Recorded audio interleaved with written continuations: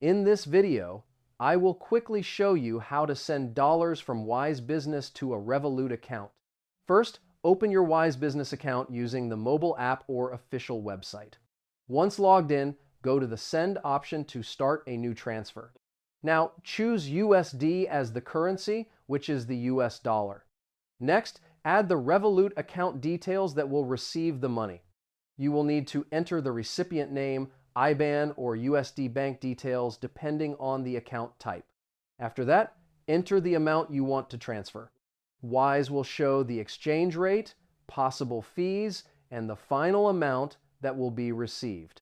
Carefully review all the information to avoid mistakes in the transfer. Then confirm the payment. Transfer time may vary depending on the selected method and the country of the Revolut account.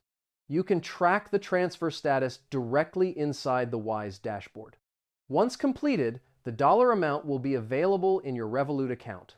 And that's it. Now you know how to send dollars from Wise Business to Revolut easily. Save this video so you can check it later if needed.